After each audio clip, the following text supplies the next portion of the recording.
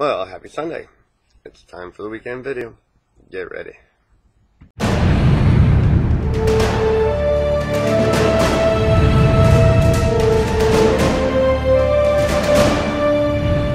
while back, I did a video on the subject of people using so-called near-death experiences to validate the existence of hell.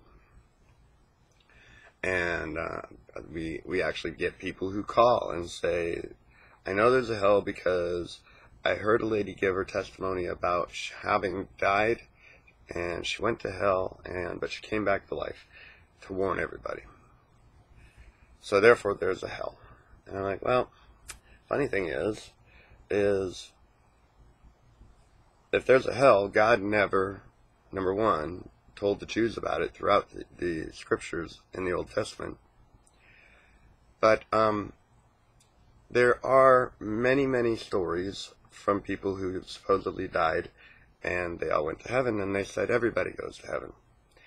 And now, yes, in the gospel we do tell everybody that everybody is indeed redeemed. They're saved. There is nobody going to hell. But we don't base it on hearsay. We don't base it on stories either way. There's just as many out there. There's more out there of people who supposedly died and they went to heaven and saw that everybody goes to heaven. So, what I'm leading up to here is somebody sent me a link to a video. It's an interview by Bill O'Reilly, who is a well-known television commentator, and he was interviewing a doctor who wrote a book after studying well over 1,000 near-death experiences, and he said they all had the same thing in common, and they all had very similar experiences, all the same thing in common, and among all these people, they all said that everybody goes to heaven. And Bill O'Reilly's like, everybody, even people who've not lived a very good life? And he's like, yeah, everybody. And Bill O'Reilly's like, well, you know, I was raised a Christian, and there's the dilemma for me, because we were taught that if you lived a good life, you'd be rewarded, and if you didn't live a good life, you'd be punished. And he said, for me, that settles it, because if there is a just God, then not everybody goes to heaven. And I really, when people say that, they don't realize how self-righteous they are. Because you got to understand,